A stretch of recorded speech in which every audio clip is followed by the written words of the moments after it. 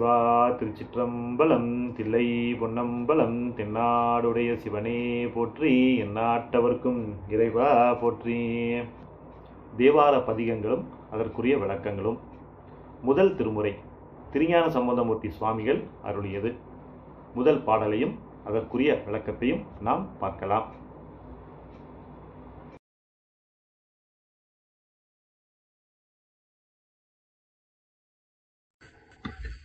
திரு பிரம்மபுரம் முதல் திருமுறை. பிரம்மபுரீஸ்வரர் திருக்கோவில், சீர்காழி.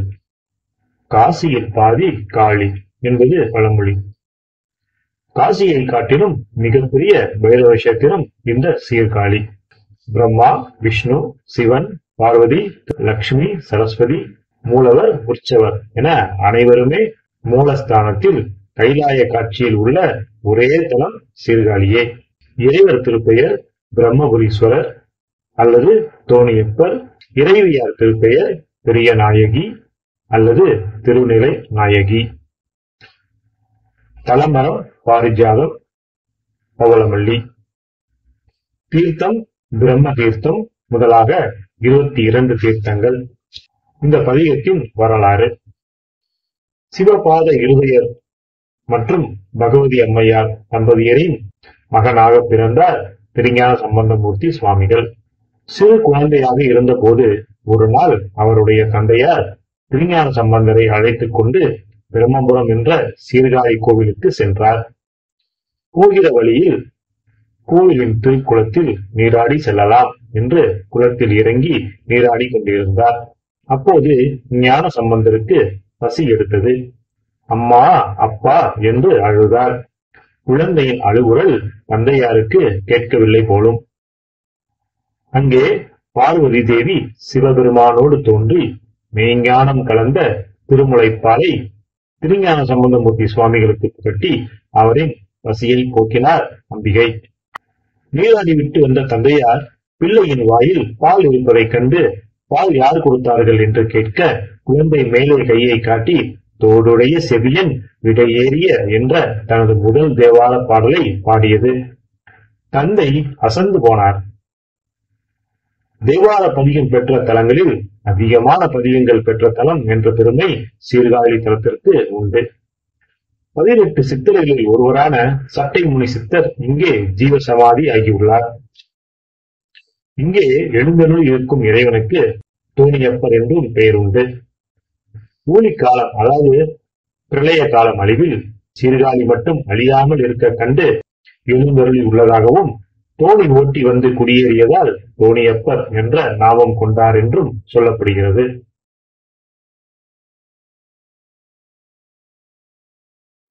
தோடுடைய செவியன் விடையேறி ஓது வெண்மதி சூடி காடுடைய சுடலை பொடி பூசி என் உள்ளங்கவர் கல்வன் ஏதுடைய மலரான் முனைநாள் பணிந்தேத்த அருள் செய்த வீடுடைய பிரமாபுரம் மேவிய பெம்மான் இவனன்று. முதல் பாடலின் விளக்கம்: தோடு அணிந்த திருச்செவியை உடைய உமையம்மையை இடப்பாகத்தை உடையவனாய் விடை மீது ஏறி ஒப்பற்ற தூய வெண்மையான பிறையை முடியில் சூடி எனது உள்ளத்தை கவர்ந்த கல்வன். திருஞான சம்பந்தர் தன்னுடைய தகப்பனாரை பார்த்து அகிலாண்ட கோடி ஆன்மாக்களை ஈன்ற உமாதேவியையும் தன் உடம்பின் இடப்பாகத்தில் வைத்துக் கொண்டு அவர் இடபத்தின் மீது ஏறி வந்தார், அதாவது காளையின் மீது ஏறி வந்தார். அவரது திருமுடியில் தூய்மையான வெண்ணிறமுள்ள களங்கமில்லாத ஒரு சந்திரனை சூடியிருந்தார். அவர் உடம்பு முழுவதும் திருவெண்ணீற்றை பூசியிருந்தார். அவரே என் மனதில் புகுந்து என்னை கொள்ளை கொண்டுள்ள கல்வனாகிவிட்டார். நான் முகனுக்கு அருள் புரிந்தவர். பல இதழ்களை கொண்ட தாமரை மலரில் இருக்கின்ற நான்முகன், அதாவது பிரம்மதேவன், முன்னொரு காலத்தில் தன் படைப்பு தொழிலை இழந்து விட்டான். அதனை மீண்டும் பெறுவதற்கு இந்த பெருமை வாய்ந்த நம்முடைய ஊராகிய பிரம்மபுரத்திற்கு வந்தார். பிறகு அவன், இதோ வானத்தில் எனக்கு காட்சி தருகிறாரே சிவபெருமான், இவரை காதலாகி கசிந்து கண்ணீர் மல்கி வணங்கி தனது படைப்பு தொழிலை மீண்டும் தந்தருள வேண்டும் என்று இறங்கினார். அவருக்கு அருள் புரிந்தவர்தான் இதோ என் கண்களுக்கு தெரிகிறாரே இந்த சிவபெருமான். இவரே நமது பிரம்மபுரத்தை தனது ஊராக கொண்டு ஆட்சி செய்து வருகிறார் என்பதாக இந்த பாடலின் விளக்கம் அமைந்துள்ளது. இரண்டாவது பாடலின் விளக்கம்.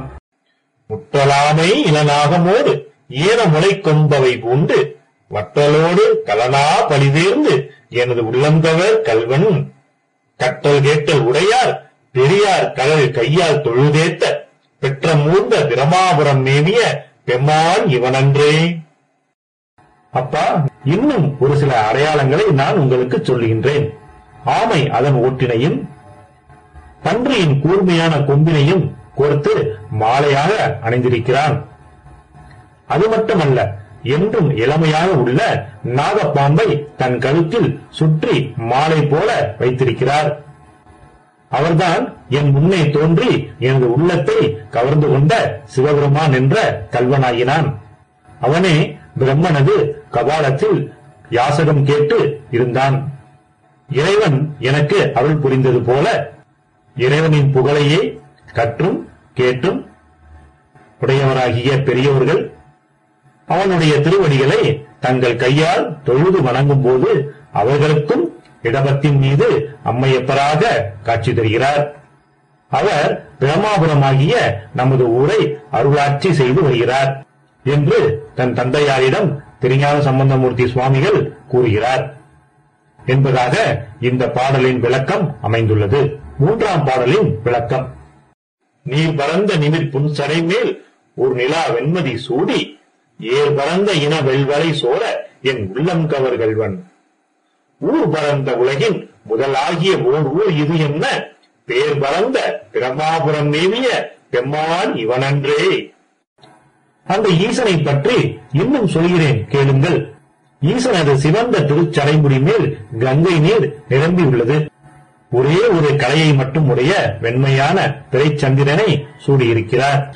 அவர் தனது கைகளில் அணிந்துள்ள சங்கு வளையல்கள் கலந்து விழுமாறு செய்து அவர் என் முன் தோன்றி என் உள்ளத்தை கொள்ளை கொண்டு விட்ட கல்வனாகி விட்டான். அப்பா, ஊழி காலத்தில், அதாவது மகா பிரளய காலத்தில் உலகம் அனைத்திலும் உள்ள எல்லா ஊர்களும் அழிந்து போக பிரம்மபுரம் மட்டும் அழியாது உலகிற்கே ஒரு வித்தாக புகழோடு இருந்து வருகிறது.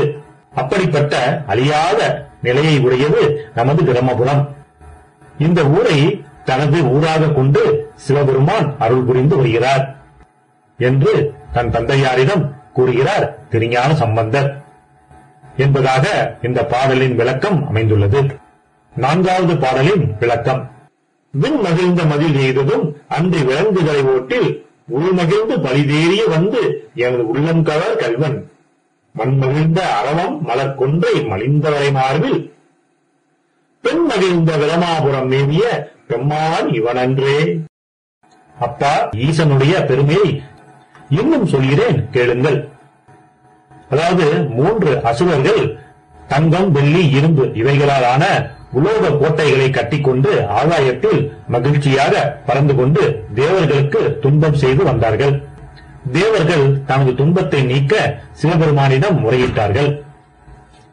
அவர் மேருமலையை வில்லாக்கி வாசுகி என்ற பாம்பை கயிறாக்கி அம்பு எய்து இந்த 3 கோட்டைகளையும் அளித்தார். இன்னும் ஒரு செய்தி சொல்கிறேன் கேளுங்கள் அப்பா. பிரம்மனுக்கு ஆதியில் 5 தலைகள் இருந்தன. அவர் தனக்கும் 5 தலைகள், சிவபெருமானுக்கும் 5 தலைகள். அதனால் சிவனும் தானும் ஒன்றுதான், அதாவது சமமே என்று செருக்கோடு தெரிந்து வந்தார். இதை அறிந்த சிவபெருமான் தனது நகத்தால் ஒரு தலையை கிள்ளி எடுத்து விட்டார். அப்பா, அவர்தான் என் உள்ளத்தை கொள்ளை கொண்ட சிவபெருமானாகிய கல்வனப்பா என்று தன் தந்தையாரிடம் சொல்கிறார். மேலும் நாகப்பாம்பையும் மனம் வீசுகின்ற அழகான கொன்றை மலர் மாலையையும் தனது மலை போன்ற மார்பில் அணிந்திருக்கிறார். அப்பா, அதோடு இல்லாமல் உமாதேவியையும் தன் உடம்பின் இடப்பாகத்தில் வைத்துக் கொண்டு இருவரும் மகிழ்ச்சியாக இருந்தார்கள். இப்படிப்பட்டவன் நமது பிரம்மபுரத்தை தனது ஊராக கொண்டு அருள் புரிந்து வருகிறார் அப்பா என்று தனது தந்தையை பார்த்து கூறுகிறார் திருஞான சம்பந்தமூர்த்தி சுவாமிகள். ஐந்தாவது பாடலின் விளக்கம். ஒருமை பெண்மை உடையன் சடையன் விடை ஊறும் இவன் என்ன அருமையாக உரை செய்ய அமர்ந்து எனது உள்ளம் கவர்கள்வன் கருமை பெற்ற கடல் கொள்ள பிறந்தது ஓர் காலம் இது என்ன பெருமை பெற்ற பிரமாபுரம் மேவிய பெம்மான் இவனன்றே.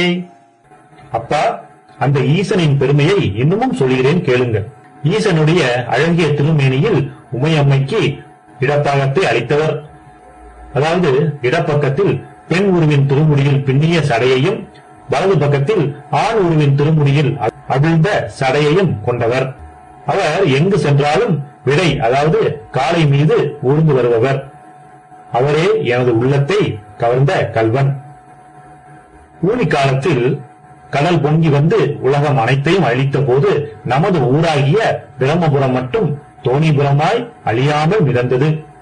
இப்படிப்பட்ட பெருமையை உடைய பிரம்மபுரத்தில் வீற்றிருந்து அருளாட்சி செய்து வருகிறார் நம் சிவபெருமான் அப்பா என்று தனது தந்தையை பார்த்து கூறுகிறார் திருஞான சம்பந்தமூர்த்தி சுவாமிகள் என்பதாக இந்த பாடலின் விளக்கம் அமைந்துள்ளது. ஆறாவது பாடலின் விளக்கம். மறை கலந்த ஒளி பாடலோடு ஆடலர் ஆகி மழு ஏந்தி இறை கலந்த இன வெல்வலை சோர என் உள்ளம் கவர்கள்வன் கரை கலந்த கடியார் பொழில் நீடு உயர் சோலை கதிர் சிந்த பிறை கலந்த பிரமாபுரம் மேவிய பெம்மான் இவனன்றே. அப்பா, ஈசன் எப்படிப்பட்ட கல்வன் தெரியுமா? அவன் தன் கையில் மழு ஆயுதத்தை பிடித்துக் கொண்டும் ஒளி வடிவில் உள்ள வேதத்தை பாடிக்கொண்டும் ஆடிக்கொண்டும் என் கண் முன்னே வந்து தோன்றி என்னை பரவசப்படுத்தினார். எனது உள்ளம் புகுந்து என்னை கொள்ளை கொண்டு விட்டார். அவருடைய மணிக்கட்டில் உள்ள வெண்மை நிறமுடைய சங்கு வளையல்கள் நழுவி விழும் நிலையில் இருந்தன. நம்முடைய ஊராகிய பிரம்மபுரத்தில் நந்தவனத்தில் மனம் நிறைந்த பூக்களை கொண்ட செடி கொடிகள் அடர்ந்து ஒரே இருளாக இருக்கிறது. அந்த சோலைகளில் உயர்ந்த மரங்களும் உள்ளன. இந்த இரு இடங்களிலும் சந்திரனின் ஒளி அங்கும் இங்குமாக சிதறி இருக்கிறது. இத்துணை சிறப்பு உள்ள நமது பிரம்மபுரத்தில் இருந்து அருளாட்சி செய்கிறார் இறைவன் சிவபெருமான் தான் அப்பா என்று தனது தந்தையை பார்த்து திருஞான சம்பந்தமூர்த்தி சுவாமிகள் கூறுகிறார் என்பதாக இந்த பாடலின் விளக்கம் அமைந்துள்ளது. ஏழாவது பாடலின் விளக்கம். சடை முயங்கு புனலன் அனலன் எரி வீசி சதுவி எய்த உடை முயங்கும் அறவோடு உயிர் தந்து எனது உள்ளம் கவர்கள்வன் கடல் முயங்கு கலிசூழ் குளிர்கானல் அம்பொன்னம் சிறகன்னம் பெடை முயங்கு பிரமாபுரம் மேவிய பெம்மான் இவனன்றே. அப்பா, அந்த ஈசனை பற்றி இன்னமும் சொல்கிறேன் கேளுங்கள். சிவனது திருச்சடையில் கங்காதேவி இருக்கிறாள். அவனுடைய 4 திருக்கரங்களில் இடது திருக்கரம் ஒன்றில் அனலை, அதாவது நெருப்பை வைத்திருக்கிறார். அவரது இடுப்பில் உடுத்தியுள்ள ஆடையை சுற்றி பாம்பு கொண்டு இறுக கட்டி உள்ளார். நெருப்பையும் பாம்பையும் உடம்பிலே கொண்டு நடனம் செய்கிறார். அவருடைய பேரழகும் கருணையும் என்னை கவர்ந்ததப்பா. அவ்வாறு என் உள்ளத்தை கவர்ந்த கல்வன் அவர் நமது ஊராகிய பிரம்மபுரத்தை ஏன் விரும்பி ஆட்சி செய்து வருகிறார் தெரியுமா அப்பா? நமது ஊரில் வானளாவிய மரங்களை உடைய சோலைகள், அந்த சோலையில் அன்னப்பறவைகள் தங்கள் அழகிய சிறகுகளை விரித்து ஆடிக்கொண்டு தம்முடைய பிள்ளைகளோடு மகிழ்ச்சியாக இருக்கின்றன. இப்படிப்பட்ட அழகிய ஊரை அவன் விரும்பி இருப்பது வியப்பில்லைதானே அப்பா என்று தனது தந்தையாரை பார்த்து கூறுகிறார் திருஞான சம்பந்தமூர்த்தி சுவாமிகள். எட்டாவது பாடலின் விளக்கம். உயர் இலங்கு வரை உந்திய தோள்களை வீரம் விளைவித்த உயர் இலங்கை அரையன் வழிச்செற்று எனது உள்ளங்கவர்கள்வன் துயர் இலங்கும் உலகில் பல ஒளிகள் தோன்றும் போதெல்லாம் பெயர் இலங்கு பிரமாபுரம் மேவிய பெம்மான் இவனன்றே. கைலை மலையை பெயர்த்து தனது வீரத்தை வெளிப்படுத்திய மன்னன் ராவணன். அவர் சிவனிடமிருந்து பல வரங்களை பெற்றார். அதனாலேயே அவருக்கு ஆணவம் இருந்தது. சிவபெருமான் வீட்டிற்கும் திரு கைலை மலையை நகர்த்தி வைக்க முற்பட்டான். இதற்கு என்ன காரணம் என்றால், தான் பயணம் செய்த வழிக்கு இந்த மலை இடையூறாக இருந்தது. அப்போது சிவபெருமான் தனது கால் கட்டை விரலால் கைலை மலையை லேசாக அழுத்தினார். உடனே ராவணன் நசுங்கி திணறிவிட்டான். தன் தவறை உணர்ந்தான். பிறகு நம் ஈசன் ராவணனுக்கு அருள் செய்தார். அப்பேற்பட்ட கருணாமூர்த்தியான ஈசன் எனது உள்ளத்தை கவர்ந்த கல்வனாகி விட்டாரப்பா. மேலும் அந்த சிவன் நம்முடைய பிரம்மபுரத்தில் தங்கி அருளாட்சி செய்து வருவதற்கு வேறு ஒரு காரணமும் இருக்கிறதப்பா. சொல்கிறேன் கேளுங்கள். ஒரு ஊழி காலத்தில், அதாவது பிரளய காலத்தில் உலகில் உள்ள எல்லா ஊர்களும் அழிந்து போக நம்முடைய பிரம்மபுரம் ஊர் மட்டும் அழியாது இருந்தது. தனது பெயர் ஊழி காலத்தில் எல்லாம் விளங்கும்படியாக நிலையாக உள்ளது. இதனால்தான் சிவன் இங்கு வீட்டிலிருந்து அருளாட்சி செய்து வருகிறார் அப்பா என்று திருஞான சம்பந்தமூர்த்தி சுவாமிகள் தனது தந்தையாரை பார்த்து கூறுகிறார் என்பதாக இந்த பாடலின் விளக்கம் அமைந்துள்ளது. 9ஆம் பாடலின் விளக்கம். தாழ்வுதல் செய்து இறை காணிய மாலோடு தன் தாமரையானும் நீங்குதல் செய்து ஒழிய நிமிர்ந்தான் எனது உள்ளம் கவர் கல்வன் வாழ்வுதல் செய்ய மகளிர் முதல் ஆகிய வையத்தவர் ஏத்த பேணுதல் செய் பிரமாபுரம் ஏவிய பெம்மான் இவனன்றே. திருமாலும் நான்முகனும் அடிமுடி தேடி சென்ற அண்ணாமலையாய் இருக்கிறார் நம் ஈசன். திருமாலும் பிரம்மாவும் ஒருவருக்கொருவர் தானே பெரியவர் என்று வாதம் செய்து கொண்டு இருந்தார்கள். அப்போது அவர்கள் முன் சிவபெருமான் ஒரு ஜோதிமலையாய் நின்றார். திருமாலும் பிரம்மாவும் ஈசனது திருவடியையும் முடியையும் காண முடியவில்லை. திருமால் பன்றி உருவம் தாங்கி பூமியை தோண்டி திருவடியை தேடும் முயற்சியில் இறங்கி பலகாலம் கழித்தும் அவரால் ஈசனது திருவடியை காண முடியவில்லை. நான்முகன் அன்னப்பறவை உருவம் தாங்கி விண்ணிலே பலகாலம் பறந்து சென்றும் இவர்களுடைய ஆணவத்தை அகற்றி அருள் செய்தவர்தான் நம் சிவபெருமானப்பா. அத்தகைய முழுமுதல் பொருளாகிய சிவபெருமான் எனது உள்ளத்தை கவர்ந்த கல்வனாகிவிட்டார். வான் போன்ற நெற்றியை உடைய மகளிர் முதலாக உலகத்தில் உள்ள அனைவரும் சிவபெருமானை போற்றுகிறார்கள். அவர்களை காப்பாற்றுகின்ற பிரம்மபுரத்தில் ஈசன் வீட்டிலிருந்து அருளாட்சி செய்து வருகிறார். இந்த சிறப்பை நீங்கள் அறிந்து கொள்ளுங்கள் அப்பா என்று தனது தந்தையாரிடம் திருஞான சம்பந்தமூர்த்தி சுவாமிகள் கூறுகிறார். 10வது பாடலின் விளக்கம். புத்தரோடு பொறியில் சமனும் புறம் கூற நெறிநில்லா ஒத்த சொல் உலகம் பழி தேர்ந்து எனது உள்ளம் கவர் கல்வன் மத்த யானை மருக உய் போர்த்தது ஒரு மாயம் இது என்ன பித்தர்கோளும் பிரமாபுரம் மேவிய பெம்மான் இவனன்றே. புத்தர்களும் சமணர்களும் சைவத்திற்கு எதிரான கருத்துக்களை கூறிக்கொண்டு வாழ்ந்து வந்தார்கள். அந்த சமய தலைவர்கள் எனது உள்ளத்தை கவர்ந்தவர்கள் இல்லை. திருவெழுவூரில் மதம் பிடித்த ஒரு யானையை தன் வசப்படுத்த அதன் தோலை உரித்து தன் உடம்பில் பொருத்திக் கொண்டு மாயச் செயல்கள் செய்து வந்தவன் என் உள்ளத்தை கவர்ந்த கல்வனாகிவிட்டான். அவனே பிரம்மபுரத்தில் இருந்து அருளாட்சி செய்து வருகிறான் என்று தனது தந்தையாரிடம் திருஞான சம்பந்தமூர்த்தி சுவாமிகள் கூறுகிறார். 11வது பாடலின் விளக்கம். அருநெறிய மறைவல்ல முனியாகன் பொய்கை அலர்மேய பெருநெறிய பிரமாபுரம் மேவிய பெம்மான் இவன் தன்னை ஒரு நெறிய மனம் வைத்துணர் ஞான சம்பந்தன் உரை செய்த திருநெறிய தமிழ் வல்லவர் தொல்வினை தீர்தல் எளிதாமே. நான்முகன் என்று கூறப்படும் படைப்பு தொழிலை செய்யும் பிரம்மதேவன் ஆவான். அவன் நம்முடைய பிரம்மபுரத்தை அடைந்து இங்குள்ள ஈசனை போற்றி பேறு பெற்றான். இந்த அழகிய பிரம்மபுரத்தில் இருந்து அருள் வழங்கி முக்தியை கொடுக்கும் முதல்வனாகிய ஈசனை திருஞான சம்பந்தர் தனது மெய், வாய், கண், மூக்கு, செவி என்ற 5 புலன்களையும் அடக்கி மனதை ஈசன் திருவடியில் பதித்து அவனுடைய பெருமைகளை நன்கு உணர்ந்து அவனை போற்றி திருநெறியாகவும் நன்னெறியாகவும் விளங்கும் இந்த பதிகத்தை பாடி அருளினார்கள்.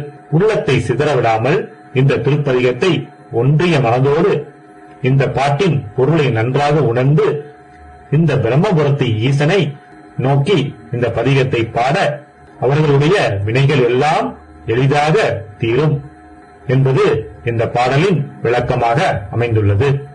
1ஆம் பதிகத்தின் விளக்கம் நிறைவு பெற்றது. சிவ அடியார்களே, ஆன்மீக அன்பர்களே, இன்றைய தேவார பதிகம் அதற்குரிய விளக்கம் உங்களுக்கு மிகவும் பயனுள்ளதாக இருந்திருக்கும் என்று நம்புகின்றேன். மீண்டும் அடுத்த திருப்பதிகத்தின் விளக்கத்துடன் உங்களை எல்லாம் நான் சந்திக்கின்றேன். நன்றி, வணக்கம். திருச்சிற்றம்பலம்.